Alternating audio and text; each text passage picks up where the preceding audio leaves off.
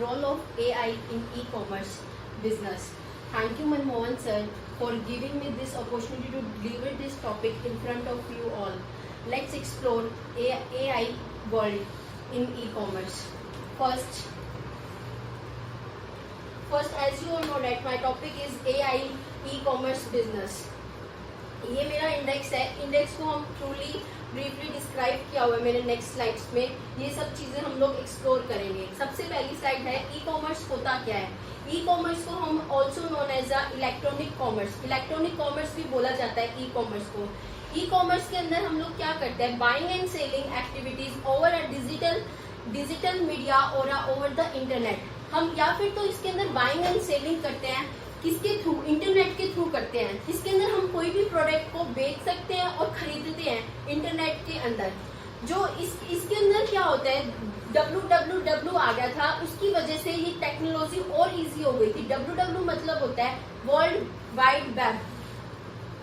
Next, why use e commerce. हम e commerce को क्यों यूज करते हैं. सबसे पहले लो एंट्री कॉस्ट. अब ई कॉमर्स के अंदर जो भी एंट्री करता है ना, उसकी जो कॉस्टिंग होती है वो कम होती है. क्यों कम होती है, जैसे एक एग्जांपल लेते हैं, अमेजन है. अमेजन के अंदर कितने भी पर्सन आके एक साथ बिजनेसेस कर सकते हैं. जस्ट फॉर एग्जांपल, मेरा एक बिजनेस है और मुझे अपने प्रोडक्ट्स को बिकवाना है, तो मैंने क्या किया, मैंने एक टेक्निक लगाई इसके अंदर. जैसे अनदर पर्सन भी एक गारमेंट बेच रहा है और दूसरा पर्सन भी, मैंने क्या किया, अपने स्टॉक को ना मेंटेन करके मैंने किसी थर्ड पर्सन के थ्रू उस प्रोडक्ट को डिलीवर करा दिया. तो मेरी कॉस्टिंग कैसे कम हुई, जो मेरा प्रोडक्ट है उस प्रोडक्ट के लिए जो मुझे स्टॉक इन्वेंट्री का मेरा चार्जेस आते हैं वो सेव हो गए. सिर्फ मेरा क्या एक्सपेंस लगा, वेबसाइट के लिए हमें क्या करना पड़ता है, डोमेन का ही मेरा चार्जेस लगा. और जो इन मिडल मैन था या फिर थर्ड पर्सन था, उसका क्या चार्जेस लगा, जो इसके स्टॉक को मेंटेन करना था उसके चार्जेस लग रहे हैं. बट उसका प्रॉफिट क्या हुआ, जो मार्जिन हमने हाफ डिवाइड कर लिया. तो विदाउट मेंटेनेंस उसकी वजह से उसके स्टॉक के भी इसमें जो एंट्री कॉस्ट थी वो कम हो गई. नेक्स्ट है रिड्यूस ट्रांजेक्शन कॉस्ट. अभी एक्सप्लेन किया, ऑब्वियसली इसकी वजह से जो ट्रांजेक्शन की कॉस्ट होती है वो रिड्यूस हो जाती है. Access to the global market. Yes, हमारा क्या होता है, जो इंटरनेशनल मार्केट होती है इसका भी एक्सेस मिल जाता है. हम ई कॉमर्स के अंदर क्या होता है, दूसरी जो कंट्रीज होती है उसका भी हमें ना एक्सप्लोर मिलता है ई कॉमर्स के अंदर, कि वहाँ की मार्केट कैसी है, उनके प्रोडक्ट कैसे हैं, हम उनके प्रोडक्ट का कैसे एक्सेस ले सकते हैं, उनके प्रोडक्ट को कैसे बेच सकते हैं या फिर उनके प्रोडक्ट कैसे यूज किए जा सकते हैं. नेक्स्ट है secure market share. Yes of course, e commerce के अंदर हम लोग जब भी वेबसाइट या फिर कुछ भी क्रिएट करते हैं तो हम हर चीज के लिए कुछ ना कुछ प्रूफ देते हैं, या फिर उस चीज को कुछ ना कुछ हमेशा जब भी अप्रूवल मांगता है तो हम अपना डाटा देते हैं. तो इसके अंदर हमारी जो मार्केट होती है वो सिक्योर होती है. नेक्स्ट है ट्रेडिशनल बिजनेस. अब ट्रेडिशनल बिजनेस क्या होता है, ट्रेडिशनल बिजनेस के अंदर हम लोग क्या करते हैं, ऑफलाइन होता है. इसके अंदर पहले क्या होता था, जो मैन्युफैक्चर होता था, जो मैन्युफैक्चरिंग यूनिट होती थी, जो प्रोड्यूस करता था गुड्स को, उसको सिर्फ प्रॉफिट का 20% ही मिलता था. फिर उसके बाद में जो डिस्ट्रीब्यूटर होता था उसको 10% मिलता था, होलसेलर फिर 10% लेता था, रिटेलर फिर 10% लेता था, और एडवर्टाइजमेंट का जितना कॉस्ट होता था 50% जाता था, और इन सबको मिला के कंज्यूमर को पे करना पड़ता था 100%. बट इससे क्या होता था, मैन्युफैक्चरिंग जो यूनिट होती थी उसको बहुत ज्यादा प्रॉफिट नहीं होता था. और यहाँ पर क्या होता था, कंज्यूमर के अंदर जो उस कंज्यूमर को कस्टमाइज प्रोडक्ट चाहिए था वो भी नहीं मिल पाता था, इसकी वजह से, क्योंकि इतने सारे लोग इंटरमीडिएटर बन जाते थे इसके अंदर. नेक्स्ट क्या होता है, डायरेक्ट सेलिंग आता है. डायरेक्ट सेलिंग को हम क्या बोलते हैं, ई कॉमर्स भी बोलते हैं. इसके अंदर क्या होता है, जो मैन्युफैक्चरिंग यूनिट होती है, कंपनी होती है, जो प्रोडक्ट को प्रोड्यूस करता है वो डायरेक्ट गुड्स को बेचता है कंज्यूमर्स के थ्रू, कस्टमर को. तो इससे क्या बेनिफिट होता है, एक तो इसका प्रॉफिट हाई हो जाता है, प्रॉफिट बढ़ जाता है, और कस्टमर के अंदर क्या होता है, जो उसका एक्स्ट्रा प्रॉफिट जो पे करना पड़ता था ड्यू टू मिडल मैन्स, अब उसको पे नहीं करना पड़ता और उसको अच्छी क्वालिटी का गुड डायरेक्ट मिलता है. अब इसकी हिस्ट्री क्या है, ई कॉमर्स की हिस्ट्री डिस्कस करते हैं. सबसे पहले है 1997 EFT आया, इलेक्ट्रॉनिक फंड ट्रांसफर. इसके अंदर सबसे पहले जो फंड ट्रांसफर होता था वो सिर्फ और सिर्फ बैंक इंडस्ट्रीज के बीच में होता था और किसी के बीच में नहीं होता था। बैंक इंडस्ट्रीज आई थी। उसके बाद लेटर 1970 एंड अर्लियर 1980 इसके अंदर आया बिजनेस टू बिजनेस। अब बिजनेस ट्रांजेक्शन्स भी होने लग गई, हर एक या फिर तो एक बिजनेस के बीच में हो रहा है, थर्ड और सेकंड बिजनेसेस के बीच में ट्रांजेक्शन हो रही है, ऐसे बिजनेस टू बिजनेस ट्रांजेक्शन चलने लग गई। उसके बाद आया 1990s के अंदर क्या हुआ, WWW आया, वर्ल्ड वाइड वेब आया। इसके आने से जो टेक्नोलॉजी थी उसकी वजह से जो इंटरनेट का यूज था वो चीपर हो गया, मतलब कॉस्टिंग उसकी कम हो गई और उसका जो वो था प्रचलन था वो भी बहुत ज्यादा इंक्रीज हो गया उसकी वजह से। 1999 के अंदर क्या हुआ, दो चीजें आई, B2C बिजनेस टू कंज्यूमर आया और B2B आया, बिजनेस टू बिजनेस आया। 2001 के अंदर क्या हुआ, 2001 के अंदर ई लर्निंग आया, मोबाइल लर्निंग आया और बिजनेस टू गवर्नमेंट आया। और 2004 के अंदर आया, टोटली हर चीज ऑनलाइन ही हो गई, सब कुछ ऑनलाइन हो गया, शॉपिंग ऑनलाइन हो गई, सारी चीजें अकॉर्डिंग टू पाथ हो गई थी 2004 के अंदर। नेक्स्ट है ऑब्जेक्टिव ऑफ ई कॉमर्स। अब ई कॉमर्स के ऑब्जेक्टिव क्या होते हैं, सबसे पहले मेकिंग बाइंग ऑनलाइन इजियर। जो हम लोग ऑनलाइन बाय करते हैं उसको इजियर बनाना उसका मोटिव हो गया था कि ताकि जो मतलब जो पढ़े लिखे लोग नहीं है उनके लिए भी वो इजी हो जाए, हर कोई ऑनलाइन बिजनेस को इजीली कर सके या फिर ऑनलाइन सामान को इजीली बाय कर सके। प्रोवाइडिंग रिलायबिलिटी एंड सिक्योरिटी, जो कंज्यूमर अपने पैसे को इन्वेस्ट कर रहा है उसके लिए ये इम्पोर्टेंट था कि जो वेबसाइट होल्डर्स है वो रिलायबिलिटी दे और उनको सिक्योरिटी प्रोवाइड करे कि उनके जो मनी वो इन्वेस्ट करे वो 100% सिक्योर है और उनको उतना ही मिल रहा है जितने वो पे कर रहे हैं, उसकी वैल्यू वर्थ इट है। नेक्स्ट है 360 व्यू ऑन द प्रोडक्ट। अब मान लो ये प्रोडक्ट है तो कस्टमर को ऐसी वेबसाइट्स क्रिएट करनी चाहिए कि इस प्रोडक्ट का 360 व्यू मिले, ऊपर से भी दिखे, नीचे से भी दिखे, ऊपर साइड हर व्यू से हर एंगल से दिखे उस प्रोडक्ट को।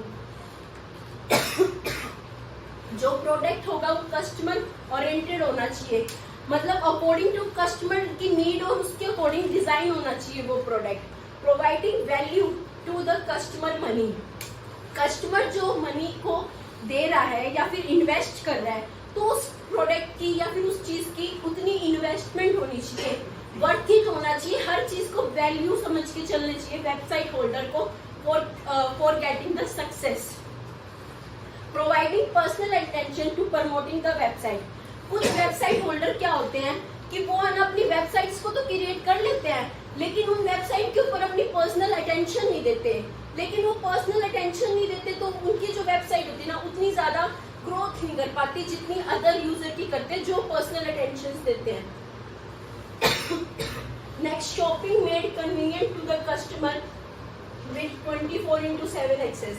अब क्या किया वेबसाइट होल्डर ने, जो शॉपिंग थी ना उसका एक्सेस दे दिया कि तुम 24/7 आवर्स में से कभी भी शॉपिंग कर सकते हो, 24 घंटे खुला रहेगा वो स्टोर, ये एक्सेस दे दिया था। तो इसकी वजह से बहुत ज्यादा बेनिफिट हुआ था कंज्यूमर को भी और जो सेलर है उनको भी, दोनों को बेनिफिट हुआ था, बायर एंड सेलर को। नेक्स्ट आते हैं model of e commerce. Model मतलब होते हैं टाइप्स, टाइप्स भी बोलते हैं हम इसको, टाइप्स ऑफ ई कॉमर्स होते हैं। ये टोटल 10 टाइप्स के हैं। हम नेक्स्ट फर्दर हर स्लाइड में एक एक टाइप को एक्सप्लेन करते हैं, देखते हैं क्या होता है ये। सबसे पहले आता है business to business. Business to business के अंदर क्या होता है, ये सबसे पहले तो मोस्ट कॉमन टाइप है, सबसे ज्यादा यूज किया जाता है ये। इसके अंदर जो ट्रांजेक्शन होते हैं गुड्स एंड सर्विसेज की जो ऑकर की जाती है वो बिटवीन 2 बिजनेसेस की जाती है, 2 बिजनेसमैन होते हैं उसके बीच में ट्रांजेक्शन्स की जाती है। This type of e commerce that deals with the relationship and among businesses, जो रिलेशनशिप भी क्रिएट होगी ना वो भी अमंग बिजनेस के बीच में होगी क्योंकि ये B2B है। और इसका एग्जांपल ले सकते हैं अमेजन बिजनेस। अमेजन के अंदर कितने डिफरेंट टाइप के बिजनेसेस पर्सन आते हैं कि उसके अंदर मर्ज हो पाएंगे। नेक्स्ट आता है business to consumer. Business to consumer इसके अंदर क्या होता है, इसके अंदर डायरेक्ट सेलिंग होती है, buying and selling of a good and services directly to the consumer. की जाती है। तो इससे आप क्या समझ रहे हो, इनडायरेक्टली हमें ये भी पता लग रहा है कि ये डायरेक्ट सेलिंग भी है। इसके अंदर क्या होता है, कंज्यूमर कोई भी वेबसाइट के ऊपर जा सकता है, वेबसाइट के ऊपर जाएगा, वो कलर कैसा है, उस वेबसाइट का प्रोडक्ट कैसा है, उसकी पिक्चर्स कैसी, मतलब इन कंक्लूजन उसका कैटलॉग कैसा है, वो उसका कैटलॉग देखेगा और कैटलॉग को देखने के बाद वो अपने प्रोडक्ट को चूज करेगा और ऐड टू कार्ट कर देगा। जैसे क्या हो गया, कौन कौन से ऐसे ब्रांड्स या फिर कंपनीज होती है, अमेजन, फ्लिपकार्ट, मैकडी, डोमिनोज, ये सारी ऐसी वेबसाइट्स होती हैं। नेक्स्ट आता है business to government. Business to government के अंदर में क्या आता है, इसके अंदर हम जो मतलब बिजनेसेस होते हैं, कंपनी एंड पब्लिक सेक्टर्स होते हैं इसके अंदर। जैसे जो गवर्नमेंट होती है या फिर जो कंपनीज होती है, उनको क्या करना पड़ता है, लाइसेंस लेना पड़ता है, कभी उनकी जो फाइलिंग होती है, रिपोर्ट्स होती है, वो सब उनको रिपोर्टिंग करवानी पड़ती है। तो उन सब के लिए उनको B2G करना पड़ता है। तो एग्जाम्पल क्या ले सकते हैं, इसके अंदर जो गवर्नमेंट की जो सर्विसेज होती है, ऑर्गेनाइजेशन होती है, वो सब आ जाते हैं, फाइलर रिपोर्ट हो जाती है, बिजनेस पेइंग टैक्सेस हो जाते हैं इसके अंदर। नेक्स्ट आता है कंज्यूमर टू बिजनेस। अब कंज्यूमर टू बिजनेस के अंदर क्या किया जाता है, जैसे एक एग्जाम्पल लेते हैं, एक कंज्यूमर आया, कंज्यूमर ने बिजनेस पर्सन को ये सजेशन दिया कि आप एक काम कर सकते हो, ये जो आप जो प्रोडक्ट डाल रहे हो ना, इस प्रोडक्ट के साथ आप एक और प्रोडक्ट को ऐड कर दो, उससे जो आपका प्रॉफिट है वो डबल हो जाएगा। अगर वो बिजनेस पर्सन ने उसका प्रॉफिट ले लेता है और उसका जो आइडिया होता है वो ले लेता है, उसको वर्थ इट लगता है, तो वो उसके अंदर सजेशन के लिए वो ऐड ऑन कर देता है और फर्दर उसको बहुत ज्यादा उससे प्रॉफिट होता है। तो वो क्या हेल्प कर रहा है, कंज्यूमर टू बिजनेस हुआ, कंज्यूमर ने अपना कुछ चीज को बिजनेस के अंदर डलवाया, तो वो क्या हुआ, C2B हुआ। नेक्स्ट है कंज्यूमर टू कंज्यूमर। अब कंज्यूमर टू कंज्यूमर के अंदर क्या आता है, इसके अंदर कोई कंपनीज नहीं है, कोई एजेंसी नहीं है, कोई बिजनेस पर्सन नहीं है, कोई इंडस्ट्री नहीं है, खाली दो कंज्यूमर मिलके एक बिजनेस कर रहे हैं। अब कैसे कर सकते हैं, सबसे अगर जैसे कंज्यूमर टू कंज्यूमर आते तो हमारे दिमाग में आता है OLX में क्या किया जाता है, इसके अंदर जो कंज्यूमर होते हैं जिनको अपने प्रोडक्ट बेचने होते हैं, वो हर उसकी वीडियो बनाते हैं, उसकी फोटोज खरीदते हैं, उसका कलर क्या है, वो कितने ईयर्स से उनके पास, कितने सालों से वो यूज कर रहे हैं, क्या ब्रांड है, क्या कितने प्राइसेस में उनको सेल करना है, वो सारी चीजें उसके अंदर डाल देते हैं और फिर उसके अकॉर्डिंग जो कस्टमर इंटरेस्टेड होते हैं वो उनके पास जाते हैं। फिर ये ऐप जो होती है वो हमें ये भी प्रोवाइड करती है कि हम जिस कस्टमर का सामान बाय करना चाहते हैं उससे हम डीलिंग भी कर सकते हैं थ्रू टेक्स्ट और थ्रू कॉल। नेक्स्ट आते हैं कंज्यूमर टू गवर्नमेंट। अब कंज्यूमर टू गवर्नमेंट के अंदर क्या होता है, जैसे इसके अंदर क्या होता है, जब हमें पे करना होता है electricity bill through the government websites के अंदर करना हो, या फिर हमें पेइंग करना होता है जो अपने हेल्थ इंश्योरेंस होते हैं वो सब पे करना हो, या फिर हमें टैक्सेस पे करना हो, तो वो क्या होता है कंज्यूमर टू गवर्नमेंट। अब आता है गवर्नमेंट टू बिजनेस। अब क्या होगा इसके अंदर होता है where all information and services provided by the government. इसके अंदर गवर्नमेंट क्या करती है, अपनी एक है ना वेबसाइट्स बना लेती है गवर्नमेंट। मान लो महाराष्ट्र गवर्नमेंट ने बनाई महाराष्ट्र.government.in बना ली, उसके अंदर उस महाराष्ट्र से रिलेटेड सारे फॉर्म, सारी इंफॉर्मेशन जो भी इम्पोर्टेंट उसको चाहिए वो सब कुछ उसके अंदर ऐड ऑन कर देती है, ताकि जो भी गवर्नमेंट इंडस्ट्रीज या फिर इंडस्ट्रीज होगी वो वहां से उस फॉर्म को डाउनलोड कर सकती है। डाउनलोड करने के बाद में वो क्या करेंगे, उसमें जो भी नेसेसरी, जो भी कंपनी एक्ट के थ्रू उनको चाहिए होगा वो लोग फाइल करके भेज सकते हैं उसको। ऐसे ये हेल्प करती है गवर्नमेंट टू बिजनेस के अंदर। नेक्स्ट आता है गवर्नमेंट टू कंज्यूमर। अब इसके अंदर क्या आता है, जैसे हमें पे टैक्स करना हो, कोई भी रजिस्टर करवाना हो अपने व्हीकल्स, हम नए व्हीकल्स लेते हैं तो हम उनका रजिस्ट्रेशन करवाते हैं, वो रजिस्ट्रेशन करवाना हो, या फिर हमें बर्थ सर्टिफिकेट, मैरिज सर्टिफिकेट या डेथ सर्टिफिकेट लेना हो, वो सब चीज आती है गवर्नमेंट टू कंज्यूमर के अंदर। नेक्स्ट है गवर्नमेंट टू गवर्नमेंट। अब क्या होता है, हर एक स्टेट में, हर एक कंट्री में, हर टाउन में, हर सिटीज में डिफरेंट गवर्नमेंट्स बैठी होती है।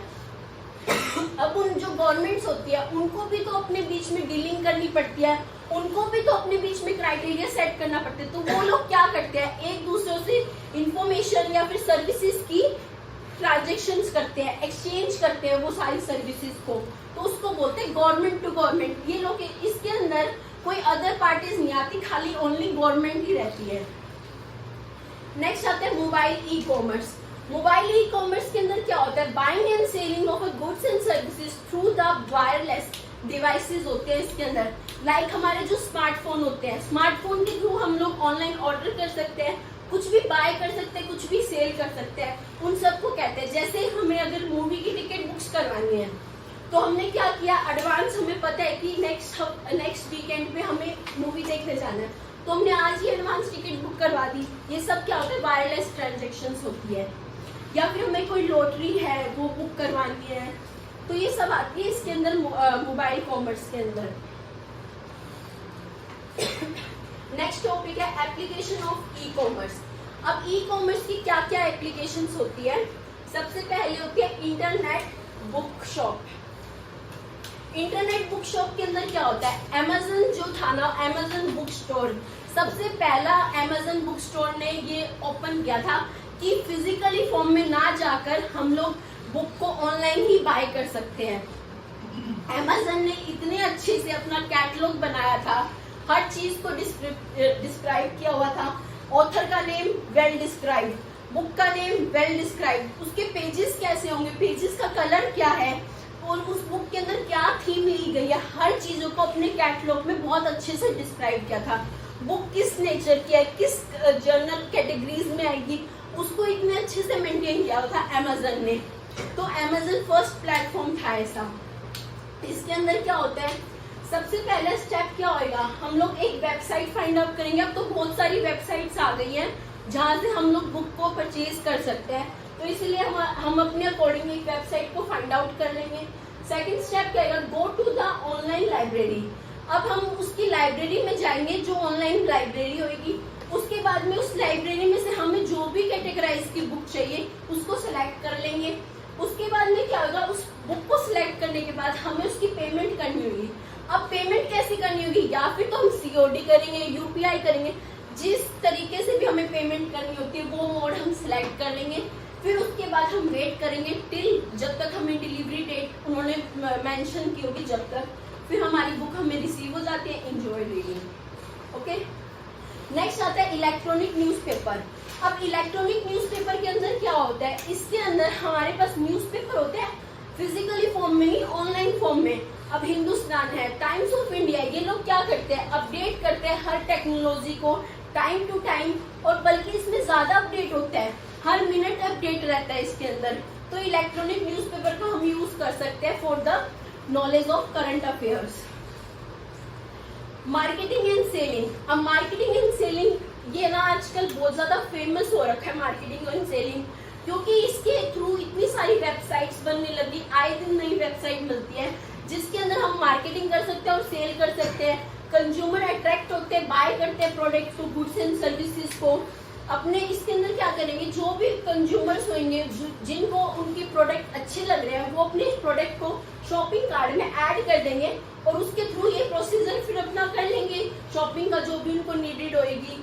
जैसे हमें रेलवे टिकट्स बुक करवानी रहती है तो हम लोग क्या करते हैं, एडवांस में करवा लेते हैं या फिर इंस्टेंट करा लेते हैं। और इससे हमारा बेनिफिट क्या होता है, बेनिफिट भी होता है कि अगर हम बहुत पहले अपनी टिकट्स बुक कराते हैं तो हमें डिस्काउंट भी अच्छा मिलता है। तो इसलिए बोलते हैं मार्केटिंग एंड सेलिंग का ट्रेंड बहुत ज्यादा इंक्रीज हो रहा है। Online billing. अब ऑनलाइन बिलिंग के अंदर क्या होता है, कुछ कंपनीज ऐसी है जो अपने कस्टमर को ये भी सर्विसेज प्रोवाइड करती है कि जो उनकी बिल पेमेंट होती है वो ऑनलाइन भी कर सकते हैं, उनको ऑनलाइन फॉर्म प्रोवाइड करवाते हैं। जैसे एलआईसी हमेशा अपने कस्टमर को ऑनलाइन ऑफलाइन दोनों चीजें प्रोवाइड कराती है। उनको ये तक भेजती है जब उनकी डेट आती है, मैच्योरिटी डेट, या फिर उनको मंथली जैसे भी पेमेंट करनी है तो उस मैसेज के साथ टेक्स्ट में ये भी करती है, you have a opportunity to give the payment through the online bill. वो ऑनलाइन भी पे कर सकते हैं, वो कस्टमर का खुद का व्यू होता है वो कैसे पे करना चाहता है। इंफॉर्मेशन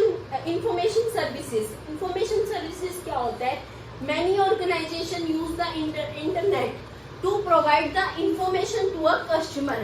कैसी इंफॉर्मेशन, जैसे रिजल्ट आता है ना, नेट का रिजल्ट, नेफ्ट का रिजल्ट, कैट का रिजल्ट, तो वो ऐसे वेबसाइट्स होती है जो इंटरेस्टेड होती है यूजफुल इंफॉर्मेशन प्रोवाइड करने के लिए, यूजफुल सर्विसेज देने के लिए। ऑनलाइन हमें कुछ फॉर्म फिल करना हो या फिर सीट एग्रीमेंट्स करने हो या फिर एग्जाम्स जो होते हैं उनको शेड्यूलिंग करना हो, वो सब इसके अंदर इंक्लूड होते हैं। नेक्स्ट है सपोर्ट सर्विसेज। अब सपोर्ट सर्विसेज क्या होता है? जो आफ्टर सेल सर्विसेज होती हैं। अब हमने कोई प्रोडक्ट तो खरीद लिया, अब प्रोडक्ट खरीदने के बाद क्या होगा, उसकी आफ्टर सेल सर्विसेज मिल रही है, वो आएंगी सपोर्ट सर्विसेज में सारी। Net banking, net banking nowadays very popular, हर कोई नेट बैंकिंग यूज करता हो मिलेगा, बच्चा हो, ओल्ड एज हो, यंगर हो, कोई भी हो नेट बैंकिंग यूज करता है। नेट बैंकिंग के अंदर क्या होता है, हम 24 आवर्स ट्रांजेक्शन्स कर सकते हैं, किसी को भी पेमेंट करना हो, इंस्टेंट पेमेंट करना हो, हम वो कर सकते हैं। अगर अपने को बैलेंस चेक करना है अपना क्या है, किसी भी टाइम पे हम बैलेंस चेक कर सकते हैं, या फिर किसी को ऑनलाइन बिल पेमेंट करनी है हम वो भी कर सकते हैं। और इन सब के साथ साथ हमें नेट बैंकिंग के अंदर एक पिन या फिर पासवर्ड जैसी चीज मिलती है, जिसको डालने पे भी हमारी ट्रांजेक्शन्स होती है, वो हमारी सिक्योरिटी होती है। तो नेट बैंकिंग हमें सिक्योरिटी भी प्रोवाइड करती है। नेक्स्ट है the procedure of e commerce. अब हम इस प्रोसीजर के थ्रू जो हम अभी तक पढ़ रहे थे ई कॉमर्स, वो उसका ये प्रोसीजर है कि हम कैसे ऑनलाइन ऑर्डर प्लेस करते हैं। सबसे पहले यहाँ पे क्या आता है, एक यूजर होता है, यूजर ऑर्डर को प्लेस करता है, जो भी उसको मतलब रिक्वायरमेंट है उसके अकॉर्डिंग। फिर वो सारे जो भी इसके प्रोडक्ट्स होते हैं वो कहाँ पर डालता है, अपने शॉपिंग कार्ड में। शॉपिंग कार्ड डालने के बाद उसको जैसे भी पेमेंट करनी होती है, क्रेडिट हो या फिर कुछ भी हो, उसके बाद में क्या आदि शो करता है, ऑर्डर इज कंप्लीटेड, आपका ऑर्डर पूरा हो चुका है। उसके बाद में वो दो जगह मैसेज भेजता है। एक तो भेजता है जो उसका वेयर हाउस होता है, जो उसका वेयर हाउस होगा वहां पे भेजेगा। एक मैसेज भेजता है कस्टमर को ईमेल के थ्रू, टेक्स्ट मैसेज के थ्रू भेजता है। वो email is send to the customer and merchant कि भाई आपका ऑर्डर सक्सेसफुली प्लेस हो गया है। उसके बाद में वो वेयर हाउस होता है, वो कहाँ पे मैसेज भेजता है, जहाँ पे शिपिंग होती है, जहाँ पे उसका प्रोडक्ट पैक होके कस्टमर के पास जाने के लिए रेडी होता है, फिर वो कस्टमर तक भेज दिया जाता है प्रोडक्ट। ये पूरा प्रोसीजर होता है ई कॉमर्स का। Next, role of AI in e commerce. अभी रोल क्या है एआई का ई कॉमर्स के अंदर? सबसे पहले इसके अंदर क्या दिख रहा है, हमें एक स्टैचू है, इसके अंदर ये इसको बोलता है विजुअल शॉपिंग। विजुअल शॉपिंग अभी जो ये चल रहा है ट्रेंड, वो हर सिटीज में, हर जगह पे नहीं आया है, कुछ फेमस सिटीज में आया, नोएडा हो गया, मुंबई हो गया, दिल्ली आ गया। अब ये ट्रायल बेसिस पे आया हुआ है, ट्रायल चल रहा है अभी इसका। इसके अंदर क्या होगा कि ना कस्टमर को क्लॉथ बार बार चेंजेस नहीं करने पड़ेंगे, उसको क्या करना पड़ेगा, वो अपनी हाइट डाल देगा, जो भी उसकी मेजरमेंट्स होगी वो अपनी मेजरमेंट्स डाल देगा, उसके अकॉर्डिंग क्या साइजेस है वो अपने मीडियम है, लार्ज है, एक्सेल है, डबल एक्सेल है, वो अपने साइजेस डाल देगा। तो यहाँ पे उनके सामने एक विजुअल मिरर या फिर कुछ होएगा, उनकी उसके अंदर फोटो विजुअल होएगी कि उसको कौन से कपड़े अच्छे लग रहे हैं, कौन से नहीं लग रहे, तो वो स्लाइड ऑन करता जाएगा, उस अपने अकॉर्डिंग अपने क्लोथ्स को चूज कर सकता है इसके अंदर। ये उसके साथ साथ उसको अगर मान लो उसने छोटा साइज लिया है तो वो भी पता लगेगा उसको कि ये तुम्हें फिट नहीं है, टाइट है, हर चीज उसको विजुअल होगी इसके अंदर। नेक्स्ट आता है ये वाली स्लाइड। इसके अंदर क्या बता रहे हैं कि जो कस्टमर है, अभी ये वाला भी ट्रेंड आ गया कि जो कस्टमर को अगर उसको अपने हाउस को मैन्युफैक्चर करना है तो वो भी अपने अकॉर्डिंग कर सकता है एआई टूल के थ्रू। कैसे कर सकता है, जैसे इसके अंदर है ना, एक उसको अपना ड्राइंग रूम, अपना हॉल को वो करना है रेनोवेट, तो उसने क्या किया, यहाँ पे वो अपने प्रोडक्ट्स को चूज कर सकता है, जो भी उसको प्रोडक्ट चाहिए।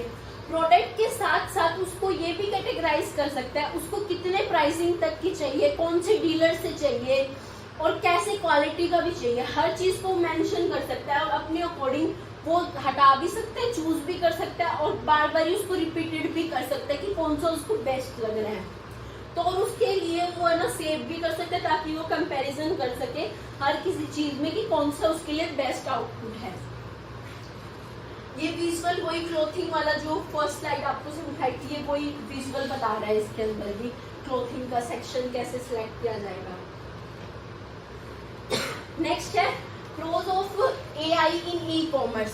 सबसे पहले क्या, पर्सनलाइज कस्टमर एक्सपीरियंस। अगर हम कस्टमर से डायरेक्ट सेलिंग कर रहे हैं तो उनसे हमारा बहुत ज्यादा इंटरेक्शन होएगा, हमें कस्टमर की नीड पता लगेगी। और ये भी एआई का एक टूल है कि उसके अंदर क्या होता है, अगर मान लो वंस कस्टमर ने डाल दिया वो वुमेन है या फिर मेल है या फिर चाइल्ड सेशन है, तो वो उसके अकॉर्डिंग ही पर्सनलाइज करके दिखाएगा। ऐसा नहीं है कि वो सर्च करेगा तब भी उनके इंटरेस्ट के अकॉर्डिंग दिखाएगा, वो दिखाएगा, बट अगर वो बिना सर्च करे कर रहा है तो वो उसने जो पहले इंफॉर्मेशन डाल दी पर्सनलाइज के अकॉर्डिंग ही दिखाएगा। Improve search result. एआई क्या करता है, हमारी हेल्प करता है, जो हमारा सर्च रिजल्ट है उसको इम्प्रूव करने में डालता है। मान लो हमने सर्च किया कि हमें शूज देखने हैं, बट ये मेंशन नहीं किया वो मैन के लिए देखने हैं वुमेन के लिए, बट एआई इतना सर्च रिजल्ट में उसने इतना इम्प्रूव कर लिया है कि वो अपने आप ऑटोमेटिकली कैच कर लेगा कि पहले क्या सिलेक्ट किया हुआ है इन लोगों ने। Fraud detection. इसके अंदर क्या होता है, जैसे कुछ पीपल्स होते हैं वो क्या करते हैं, ऑर्डर मंगवाते रहते हैं बट वो सारे ऑर्डर को रिटर्न करते रहते हैं। तो इसके लिए एआई क्या करता है, उसको डिटेक्ट कर लेता है और उसको ना उन लोगों से ना दूर रखता है, वेबसाइट्स को। और अभी क्या किया Myntra ने रिसेंटली, क्या करता है Myntra ऐसे लोगों के साथ जो Myntra में ऑर्डर रिटर्न करता रहता है बार बार ही, तो Myntra ने पहले ही ऑर्डर के साथ 300 चार्जेस प्लस करके देता है, ताकि जो ऑर्डर वापस रिप्लेस करे जा रहे हैं उसकी जो मतलब अलर्ट हो जाए, वो ऐसा काम ना करे, इसीलिए वो उसके एड ऑन होता जा रहा है। नेक्स्ट आता है improve inventory management. Yes of course जो हमारा एआई है वो हेल्प करता है इन्वेंट्री के लिए। क्यों? क्योंकि हमारा सब सिस्टमेटिक है, वो ऑटोमेटिकली हमें सब पता लग जाता है सिस्टम में कि हमारे इस कैटेगरी के गुड्स सारे मेंटेन है, एक्सेल एल जो रिड्यूस होता है हम वही मंगवाएंगे। एक्स्ट्रा हमारी कॉस्ट भी तो आती है इन्वेंट्री की, फिर अगर ओवर गुड हम लोग स्टॉक करके रखे वेयर हाउस में। नेक्स्ट आते हैं cons of AI in e commerce. सबसे पहले कॉस्ट। अगर हम इतनी सारी चीजें मेंटेन कर रहे हैं, जो हमारे स्मॉल बिजनेसेस वाले होते हैं वो लोग तो नहीं कर सकते, तो उनके लिए जो कॉस्टिंग होती है वो इंक्रीज हो जाती है, तो कॉस्ट ज्यादा पड़ती है।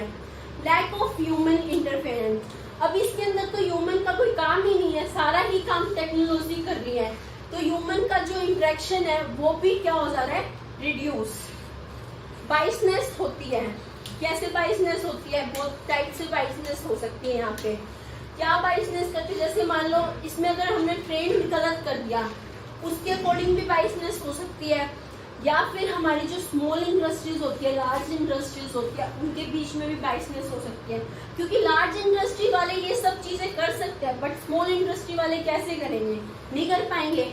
अब ई कॉमर्स के अंदर ऑनलाइन हम लोग शॉपिंग करते हैं, तो जो पढ़ा लिखा है या फिर वो है वो ही तो हमारा शॉप कर पाएगा, बाकी वो लोग तो नहीं कर सकते, तो इसके अंदर बाइसनेस हैपनिंग हो सकती है।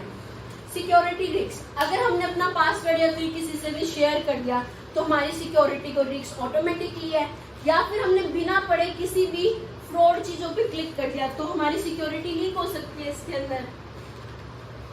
नेक्स्ट है AI based Shopify store setup. अब इसके अंदर एक स्टोर सेटअप करके देखेंगे एआई के बेस के ऊपर कि इसके अंदर हम अपना स्टोर को सेटअप करते हैं और हम अपने प्रोडक्ट को बेच भी सकते हैं और इसके अंदर खरीद भी सकते हैं। सबसे पहले क्या होता है, हम इसको साइन अप करते हैं शॉपिफाई के अंदर। इसके अंदर क्या करेंगे, मेल आईडी डालेंगे अपनी, उसका पासवर्ड डालेंगे और हमें क्या नाम से स्टोर चाहिए वो नाम डालते हैं और क्रिएट योर स्टोर कर देते हैं। नेक्स्ट में क्या होता है, हमारा जो स्टोर होता है वो खुल जाता है, ऑनलाइन जो स्टोर होता है। ये जो भी इंफॉर्मेशन मांग रहा है इन सब इंफॉर्मेशन को हम लोग पोस्ट कर देते हैं इसमें। नेक्स्ट है हम चूज करेंगे हमारा स्टोर का लेआउट कैसा होना चाहिए, उसकी थीम कैसी होनी चाहिए, वो सब चीजें इसमें सेलेक्ट करते हैं। अब इसके अंदर हमारे क्या क्या प्रोडक्ट्स आएंगे, प्रोडक्ट्स को हम लोग ऐड ऑन करते हैं इसके अंदर। नेक्स्ट है सेल्स चैनल। सेल्स चैनल्स के अंदर हम लोग कौन सा बटन हमें लगाना है, किसके कौन सा सेल्स चैनल चूज करें, बाय नाउ करें, ईबे करें, पॉइंट ऑफ सेल्स करें, कौन सा हमें पॉइंट करना चाहिए, चूज कौन सा चैनल।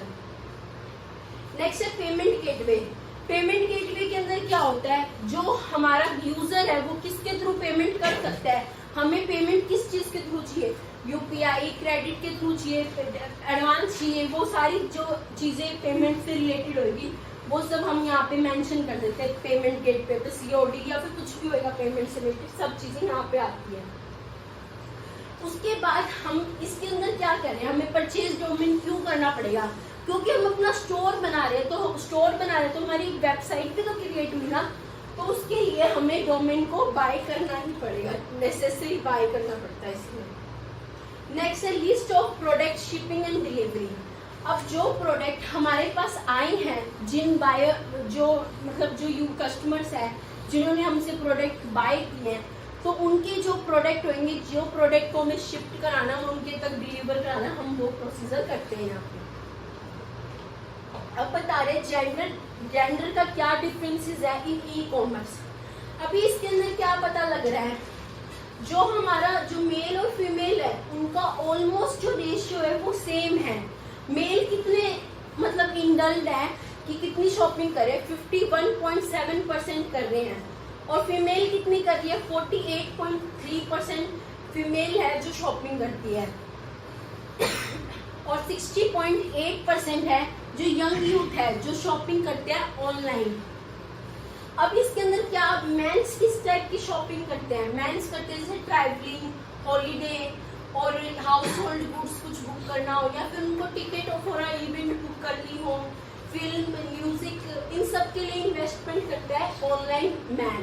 वुमेन किसके लिए करती है, फूड के लिए, ग्रोसरीज के लिए, उनको क्लोथिंग लेना हो, स्पोर्ट्स के कुछ इक्विपमेंट्स लेना हो, या फिर मैगजीन्स लेनी हो, मेडिसिन लेनी हो, वुमेन इन सब के लिए इन्वेस्ट करती है। अब नेक्स्ट स्लाइड हमारी labour increasing in e commerce. आप सबके मन में क्वेश्चन आ रहा होगा यहाँ पे कि भाई लेबर कैसे इंक्रीज हो सकते हैं ई कॉमर्स के अंदर, बट लेबर इंक्रीज होते हैं। अगर हम ई कॉमर्स के बिहाइंड में जाके देखें तो हमारे जो लेबर है वो इंक्रीज होते हैं। कैसे होते हैं लेबर इंक्रीज, क्योंकि जो टेक्नोलॉजी को कोई संभाल रहा होगा पीछे, तो वो लेबर ही तो है, वर्कर्स ही तो कर रहे हैं, और थोड़ी ना कोई कर, शिपिंग करवाने तो वर्कर्स, प्रोडक्ट को लोड अनलोड कराना तो वर्कर्स, टेक्नोलॉजी को हैंडल करने तो वर्कर्स। तो हमारे जो वर्कर्स है वो इंक्रीज ही तो कर रहे हैं डे बाय डे। तो उसकी वजह से क्या हुआ है, ई कॉमर्स अप टू कितने परसेंट बढ़ा है, 33.4% बढ़ा है।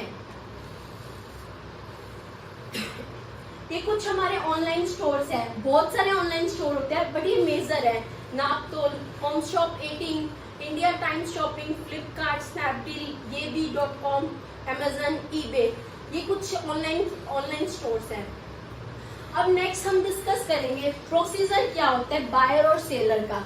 जो बायर और सेलर होते हैं उनका हमें प्रोसीजर तो पता है, क्योंकि हम कहीं ना कहीं बायर भी बनते हैं, कहीं ना कहीं हम सेलर भी बनते हैं, बट एक सिस्टमेटिक प्रोसेस क्या होता है आज वो जानेंगे। सबसे पहले आता है बायर।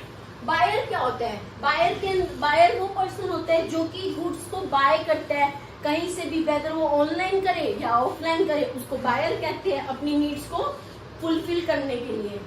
सबसे पहले क्या होगा, आइडेंटिफाई अ नीड। वो अपनी नीड को आइडेंटिफाई करेगा, उसको चाहिए क्या, किस टाइप का प्रोडक्ट चाहिए, वो आइडेंटिफाई करता है।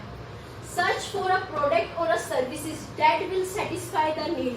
अब वो ऐसे प्रोडक्ट को सर्च करेगा जो उसकी नीड को सबसे ज्यादा सेटिस्फाई करे, उसको कंजप्शन में अच्छा लगे, उसको कंज्यूम करने के बाद परचेज ट्रांजेक्शन होगी, अरेंज फॉर अ डिलीवरी, और उसके बाद में वो उस प्रोडक्ट को टेस्ट करेगा, रिव्यूज पढ़ेगा, और फिर उस प्रोडक्ट को एक्सेप्ट कर लेगा। उसके बाद में उस प्रोडक्ट की वो पेमेंट कर देगा, और उसके बाद में वो वारंटी और फिर क्लेम जो भी होगा वो उसको ले लेगा। नेक्स्ट आता है सेलर। अब सेलर क्या होता है, जो पर्सन बेचता है अपनी सर्विसेज को टू द बायर, उसको कहा जाता है सेलर। अब सेलर सबसे पहले क्या करेगा, आइडेंटिफाई करता है कस्टमर की नीड। कस्टमर की नीड है क्या आखिर, उसको आइडेंटिफाई करेगा ताकि वो गुड्स को उसके अकॉर्डिंग मैन्युफैक्चर कर पाए। क्रिएट अ प्रोडक्ट और a services that will meet a customer need. Customer की जो नीड है, एक्चुअल में जो नीड है उसको चाहिए, उस चीज की नीड को पूरी करने के लिए कस्टमर जो सेलर होता है वो देखेगा और उसकी नीड के अकॉर्डिंग गुड्स को अपने पास रखेगा।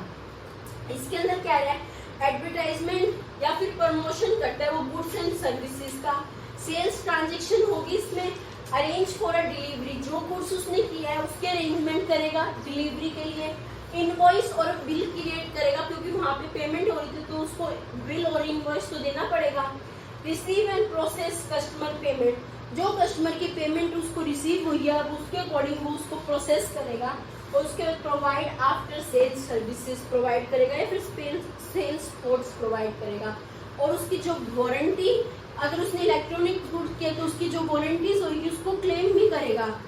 तो ये हमारे प्रोसीजर थे for a buyer and seller, most important, जो कि हमें आज तक करते आ रहे थे बट हमें ऐसे नहीं पता था।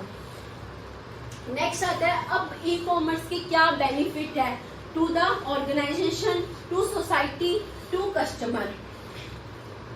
सबसे पहले हमारी ऑर्गेनाइजेशन को हमारे ई कॉमर्स के होने से क्या बेनिफिट मिलता है, नेशनल एंड इंटरनेशनल मार्केट। अब इसके अंदर क्या होता है, नेशनल और इंटरनेशनल मार्केट मिलती है ई कॉमर्स के अंदर, हमें एक्सप्लोर करने को मिलता है। जो हमारी इंटरनेशनल मार्केट होती है उनके बीच में जो हमारा बाइंग एंड सेलिंग रिलेशनशिप होता है वो क्रिएट होता है। हम कोई भी कंट्री का गुड्स अपनी कंट्री में मंगवा सकते हैं इजीली। तो इसमें नेशनल भी होता है एज पर और इंटरनेशनल मार्केट्स भी होती हैं। अब इसके अंदर एलिमिनेट कर देते हैं हम लोग मार्केटिंग डिस्ट्रीब्यूशन। अब उसमें क्या क्या आ रहे थे, डिस्ट्रीब्यूटर्स आ रहे थे, होलसेलर आ रहे थे, रिटेलर्स आ रहे थे। अब इन सब का कोई काम नहीं, उनको एलिमिनेट कर देता है ई कॉमर्स। क्या करता है, direct selling, manufacture to customer, decrease the cost. अब जो हमारी कॉस्टिंग थी इन सब चीजों के लिए वो डिक्रीज कर देता है। प्रोड्यूस प्रोडक्ट कस्टमाइजेशन, अब हमारे जो प्रोडक्ट है वो कस्टमाइज को बढ़ा देता है, कस्टमाइज प्रोडक्ट मिलने लगते हैं हमें। हेल्प सम स्मॉल बिजनेसेस, अब इसके थ्रू क्या होता है, जो छोटे मोटे बिजनेसेस वाले होते हैं उनको भी हेल्प मिलती है, उनको भी ग्रोथ करने में उनको भी मोटिवेट करते हैं इसके through. Reduce inventory cost, e commerce के अंदर हमें इन्वेंट्री स्टॉक की तो अच्छे से मेंटेनिंग करना आ जाता है और हम अननेसेसरी गुड नहीं रखते। अननेसेसरी गुड नहीं रखेंगे तो हमारी इन्वेंट्री कॉस्ट ऑटोमेटिकली कम हो जाएगी। नेक्स्ट आता है बेनिफिट टू ई कॉमर्स। अब ई कॉमर्स को हमारा क्या बेनिफिट जा रहा है कस्टमर को। सबसे पहले क्विक ऑनलाइन सर्च। अब कस्टमर अगर कुछ भी सर्च करे तो उसको क्विकली वो प्रोडक्ट दिखते हैं। क्यों, क्योंकि हमने अच्छे से कैटेगराइज करे होते हैं। नेक्स्ट है कंपैरिजन, मोर चॉइसेस। अब हमारे पास इतनी डिफरेंट बहुत सारी साइट्स होती है, ऑनलाइन साइट, तो हम उन सब के बीच में कंपैरिजन कर सकते हैं और उसकी वजह से क्या होता है, हमें और ऑप्शंस मिल जाते हैं कंपैरिजन करने के लिए। 24 hour a day from almost any location, हम कहीं से भी कौन सी भी जगह से हम लोग क्या कर सकते हैं, 24 आवर्स शॉपिंग कर सकते हैं या फिर कोई भी प्रोडक्ट को मंगवा सकते हैं या भेज सकते हैं। कस्टमाइज प्रोडक्ट, और हमें क्या मिलता है, कस्टमर को ये बेनिफिट रहता है, उसके जो उसको प्रोडक्ट की नीड होती है वो उसके अकॉर्डिंग ही मैन्युफैक्चर कर दिया जाता है। Exchange idea and compare experiences, जो आइडियाज होते हैं। अब इसके अंदर क्या कर रहे थे हम लोग, एक पॉइंट आया था ना हमारा कि हम लोग क्या करते हैं, इंटरनेशनल मार्केटिंग भी होती है, तो वहां से हमारे जो आइडियाज होते हैं वो एक्सचेंज होते हैं एक कंट्री से दूसरे कंट्री, स्टेट वाइज, तो उसकी वजह से हमारे आइडियाज भी इंक्रीज होते हैं और हमारी जो ग्रोथ होती है वो भी बढ़ती है, इकोनॉमिक भी बढ़ती है और स्टैंडर्ड ऑफ लिविंग भी बढ़ता है इसकी वजह से। और जो हमारे एक्सपीरियंसेस होते हैं उनको भी कंपेयर करने के लिए और पाथ मिलता है। अब बेनिफिट क्या मिलता है सोसाइटी को लेस रोड ट्रैफिक। इतना पोल्यूशन तो वैसे ही करते हैं, तो हमारे जो व्हीकल्स होंगे वो कम जाएंगे। किसी को एक पेन भी आजकल नीड होती है तो वो गाड़ी लेके जाता है, जी उसकी अननेसेसरी होती है वो। लो एयर पोल्यूशन, इसकी वजह से क्या होगा, जो हमारा पोल्यूशन बेफालतू में जो पोल्यूशन हो रहा है वो भी रिड्यूस हो गया क्योंकि हमारे पास जो मटेरियल होगा वो घर पे आ जाएगा ऑनलाइन के through. Increase people standard of living, obviously standard of living तो बढ़ ही रहा है ई कॉमर्स के थ्रू। क्यों, क्योंकि हमें डिफरेंट कल्चर जो देखने को मिल रहा है एक कंट्री से दूसरी कंट्री का, इसलिए हमारी जो लिविंग ऑफ स्टैंडर्ड होता है देख के बढ़ता है। दूसरे को हम देखेंगे उतना ही तो हमारा लिविंग, जैसे कल्चर में आप लोग रहोगे उतना ही अच्छा लिविंग स्टैंडर्ड आपका इंक्रीज होता है। अब क्या होता है, हमारी जो कंट्री होती है वो भी, उसकी भी डेवलपमेंट होती है, रूरल एरिया होता है उसका भी डेवलपमेंट होता है, और वो भी प्रोडक्ट्स और जो सर्विसेज होती है उसका इंजॉय ले सकते हैं। नेक्स्ट है एडवांटेज ऑफ ई कॉमर्स। अब ई कॉमर्स को इसका क्या एडवांटेज जाता है, सबसे पहले क्या होगा, इजियर बाइंग एंड सेलिंग मिलती है, as well as easier find of the good. Customer एक तो अपने गुड्स को इजीली फाइंड आउट कर सकता है, और उसको ये भी आ जाता है कि उसको गुड जल्दी से कैसे निकालना है according to his needs. Buy sell 24/7। अब हम इसके अंदर बाइंग एंड सेलिंग कर सकते हैं 24/7। More reach to the customer. Customer के पास जो सेलर होते हैं उनकी जो अप्रोच होती है वो और फास्टर हो जाती है, और जल्दी उसके तक पहुंच जाते हैं। Lower operational cost, better quality of the search. अब क्या कह रहे हैं, जो ऑपरेशन एक्टिविटीज होती है, अब क्या हो रहा था, पहले मैन्युफैक्चर इतने सारे मिडल मैन थे तो वो ऑपरेशन कॉस्ट को बढ़ा रहा था ना, एक्चुअल में मैन्युफैक्चर के पास तो जा तो 20% रहा था, बट इसके अंदर क्या हुआ, इसकी वजह से जो ऑपरेशन कॉस्ट थी बढ़ गया, और जो कंज्यूमर था उसको भी कॉस्टिंग कम देनी पड़ रही है। बेटर क्वालिटी ऑफ सर्विसेज, और कंज्यूमर को और ज्यादा अच्छी क्वालिटी सर्विसेज मिल रही है क्योंकि उसको कस्टमाइज प्रोडक्ट मिल रहे हैं। No need for the physical company setup. अब ई कॉमर्स इतना अच्छा प्लेटफॉर्म प्रोवाइड कर रहा है तो हमें फिजिकल फॉर्म की जरूरत है क्या, बल्कि हम फिजिकल फॉर्म में 360 व्यू एक प्रोडक्ट का नहीं ले सकते जितना हमें 360 व्यू मिल सकता है ई कॉमर्स इंडस्ट्रीज या फिर वेबसाइट्स के अंदर। Easy to start and manage a business.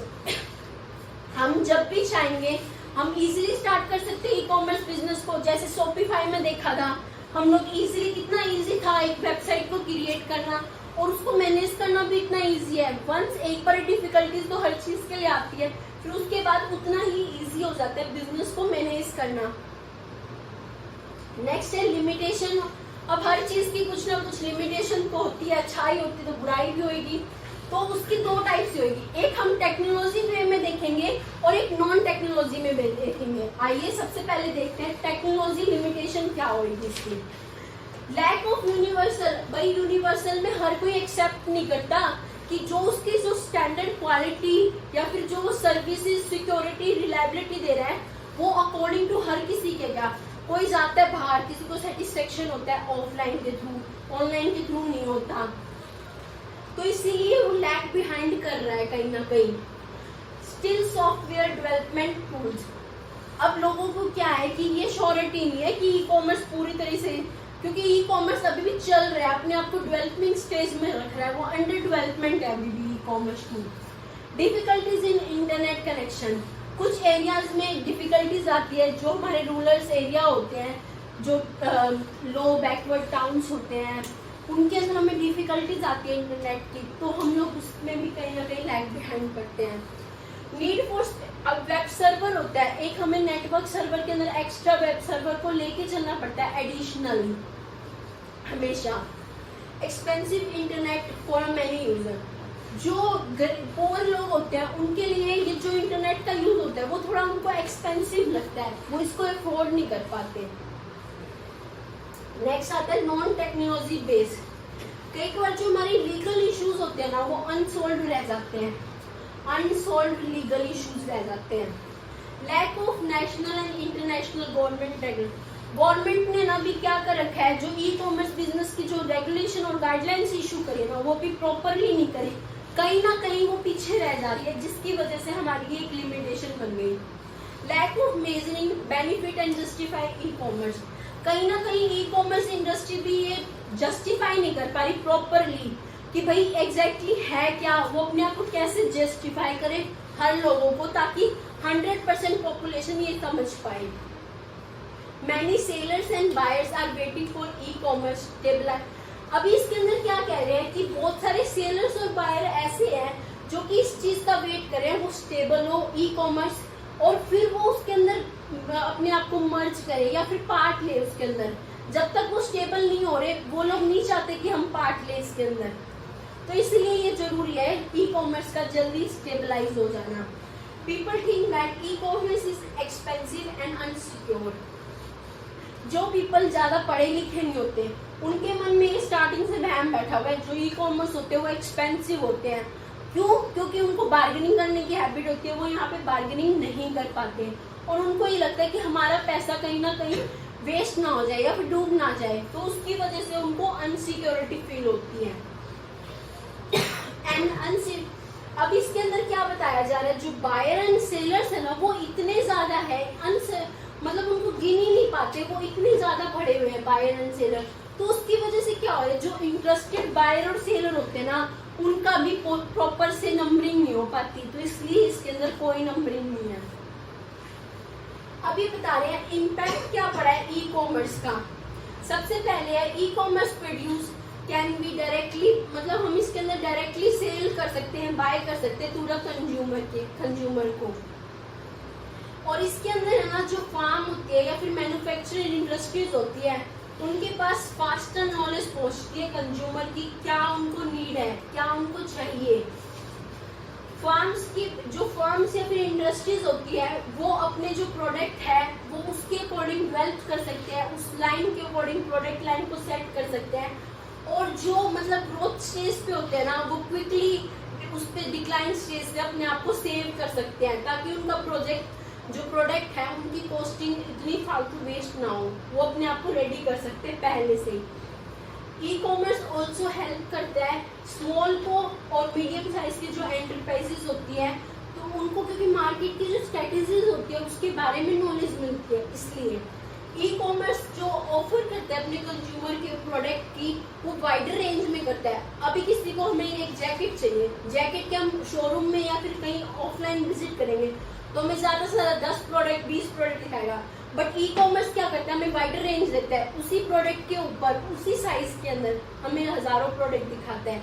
एक वेबसाइट 1000 प्रोडक्ट दिखाती है, ई कॉमर्स की 10 वेबसाइट है तो हम 10 वेबसाइट पे चेक करेंगे तो हमें कितने डिफरेंट प्रोडक्ट्स मिलेंगे। ई कॉमर्स हमें हेल्प करता है न्यू एक्टिविटीज को भी जनरेट करने के लिए, आईटी सेक्टर को यूटिलाइज करता है, उसकी जो ग्रोथ सेक्शन है उसको भी इंक्रीज करने में हेल्प करता है, और ये न्यू जॉब अपॉर्चुनिटी प्रोवाइड करता है, न्यू एम्प्लॉयमेंट प्रोवाइड करता है, लेबर्स को इंक्रीज करता है। ये इसका एक पॉजिटिव इम्पैक्ट है ई कॉमर्स का। नेक्स्ट है ई कॉमर्स फैक्ट। अब इंडिया का ई कॉमर्स के ऊपर क्या है, इंडिया का जो इंटरनेट बेस था वो 4550 मिलियन एज पर जुलाई 2017 के अकॉर्डिंग था। 40% अपनी इंडिया की जितनी पॉपुलेशन है उसका 40% था। फिर उसके बाद ये माना गया कि 2020 के अंदर जो इंडिया के अंदर क्या होएगा 100 मिलियन बढ़ेगा ऑनलाइन, और जो ये था ना रिटेल रेवेन्यू वो 35 million will be through fashion, इसके थ्रू आया था ये। और इसके अंदर ये भी बोला गया जो ऑनलाइन अकाउंट्स है हमारे वो 61% किसके ई कॉमर्स मार्केट के हैं, जितने हमारे 100% में से 61 हमारे इसके हैं ई कॉमर्स मार्केट के। 20% of sales done through the online resources, 20% जो सेलिंग हो रहा है पूरी कंट्री का वो किसके थ्रू हो रहा है, ऑनलाइन रिसोर्सेज के थ्रू हो रहा है। और इसके अंदर जो सबसे न्यूएस्ट सेक्टर आया जो इंक्लूड हुआ वो कौन सा था, मेडिकल सेक्शन आने लग गया इसमें। नेक्स्ट अब गवर्नमेंट की रेगुलेशंस क्या है ई कॉमर्स के लिए। अब गवर्नमेंट भी तो कुछ रेगुलेट करेगी, अगर ये इतना अच्छा प्लेटफॉर्म बन रहा है तो उसने क्या किया, सबसे पहले दिया उसने 2 चीजें दी, FTC दी और इसके अंदर PC दी, 2 चीजें दी। फेडरल ट्रेड कमीशन दिया और उसमें पेमेंट कार्ड इंडस्ट्री दी। इसके अंदर क्या था उसने FTC में क्या क्या किया, ऑनलाइन एडवर्टाइजमेंट आ गया, कंटेंट मार्केटिंग आ गई और कस्टमर प्राइवेसी, ये तीनों चीजें इसके अंदर इंक्लूड कर दी, ताकि वो वेबसाइट जो भी रहेगी वो सिक्योर रहे, किसी का डाटा ना छुड़ाए, जो कस्टमर की प्राइवेसी है, जो पेमेंट गेटवे यूज करते हैं उसकी वो प्राइवेसी रहे, ऑनलाइन एडवर्टाइजमेंट करप्ट ना हो, वो बिल्कुल सही हो, इसीलिए गवर्नमेंट ने इसके अंदर FTC के अंदर दिया। उसके बाद पेमेंट गेटवे के अंदर क्या किया उसने, काउंसलिंग को एक और काउंसलिंग DSS सेटअप कर दी, डाटा सिक्योरिटी स्टैंडर्ड दिया। इसके अंदर वो कंप्लेन कोई भी होगी ना वो सारे प्रोसीजर को हैंडल किया जाता है, कस्टमर फाइनेंशियल डाटा आएगा इसके अंदर। तो ये 2 चीजें गवर्नमेंट ने दी थी। अब हमारी ई कॉमर्स के एलिमेंट्स क्या क्या है, ई कॉमर्स के एलिमेंट सबसे पहले प्रमोट योर वेबसाइट प्रेजेंस। अब हमें हमारी कोई वेबसाइट है वो ऐसे ही पड़ी हुई है, हम उसको प्रमोट ही नहीं करे, अरे उसके ऊपर काम ही नहीं करे, तो वो कैसे ही इफेक्टिव होगी। हर इफेक्टिव चीज को बनाने के लिए हमें मेहनत तो करनी पड़ेगी, तो हमें अपनी वेबसाइट को क्या करना चाहिए, प्रमोट करना चाहिए।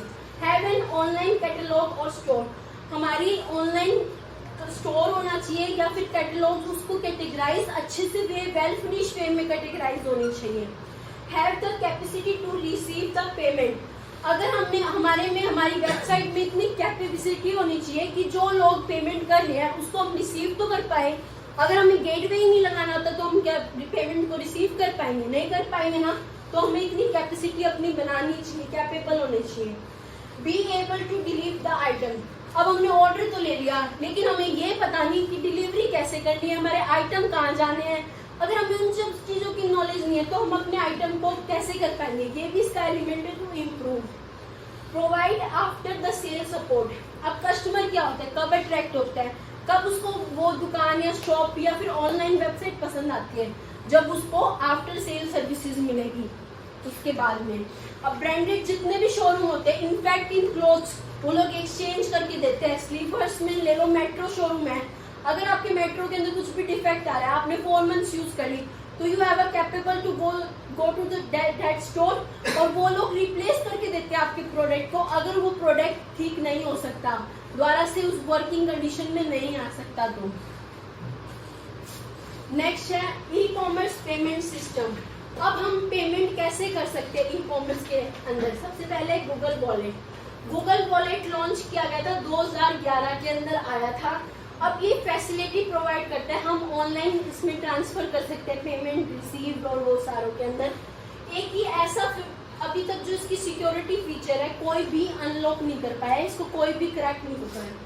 मोबाइल मनी वॉलेट्स, अभी कुछ मोबाइल क्या होता है, ये फैसिलिटी प्रोवाइड कर रहा है कि मोबाइल के थ्रू, मोबाइल से भी हम पेमेंट कर सकते हैं। मोबाइल इनबिल्ट ऐप दे रहा है कि हम उसके अंदर पैसे रख सकते हैं अपने, ताकि हम पेमेंट कर सके। नेक्स्ट है credit, debit, prepaid card payments. ये क्या हो रहा है, इस कार्ड के थ्रू हम लोग किसी कभी भी प्रीपेड हमें एडवांस पेमेंट करनी है वो कर सकते हैं, कभी लेटर ऑन करनी है वो कर सकते हैं, तो वो सब बता रहा है मेथड। क्रिप्टो करेंसी क्या होता है, क्रिप्टो करेंसी सबको ही पता होगा, ये एक रैपिडली गेनिंग इंटरेस्ट होता है, पेमेंट मेथड होता है। इसके अंदर हमारा इंटरेस्ट आया होता है, हम उससे ही पेमेंट कर सकते हैं जो गुड्स एंड सर्विसेज हम बाय कर रहे हैं। नेक्स्ट है how e commerce payment system work. अब इसमें ये बता रहा है जो हमारा ई कॉमर्स का पेमेंट सिस्टम है वो कैसे काम करेगा। सबसे पहले हम क्या करते हैं, यूजर क्या करेगा, एक ऑर्डर प्लेस कर रहे हैं, ऑर्डर प्लेस करने के बाद क्या आएगा, रिक्वेस्ट टू पेमेंट गेटवे। उसके बाद में क्या होगा, वो रिक्वेस्ट अपनी जो भी उसकी रिक्वेस्ट होगी, रिक्वेस्ट को कंफाइन करवाएगा, कंफर्मेशन लेगा उस रिक्वेस्ट की। उसके बाद में क्या होगा, फिर से जो हमारा यहाँ से बैंक रिस्पॉन्स करेगा, पेमेंट गेटवे क्या करेगा, उसको रिस्पॉन्स करेगा, उसके बाद सर्वर के पास जाएगा, सर्वर के बाद में क्या होगा, हमारा फंड ट्रांसफर हो जाएगा और उसके बाद मर्चेंट को जो पेमेंट करनी है उसके बाद में होता है। ये पूरा प्रोसीजर रहता है for the e commerce payment system. Any question और एनी क्वेरीज? इसके अंदर क्या बता रहा है, हमारी जो ई कॉमर्स पेमेंट सिस्टम कैसे वर्क करता है। सबसे पहले क्या आ रहा है, ऑर्डर के अंदर हम लोग जो भी हमें प्लेस करना होगा वो कर देंगे। उसके बाद में हमारी रिक्वेस्ट टू पेमेंट गेटवे, जो हमारी पेमेंट गेट में हम उससे रिक्वेस्ट करेंगे पेमेंट के लिए। उसके बाद वो रिक्वेस्ट कंफाइंड करता है बैंक से कि भाई इसके अकाउंट में इतने पैसे है कि नहीं, ये कैपेबल है कि नहीं, ये सब करेगा। उसके बाद में बैंक के पास रिस्पॉन्स जाता है कि भाई इसके पास है, वो सारा रिस्पॉन्स भेजेगा। फिर पेमेंट गेटवे रिस्पॉन्स करता है और सर्वर रिस्पॉन्स करता है फंड जब ट्रांसफर होता है। क्लियर?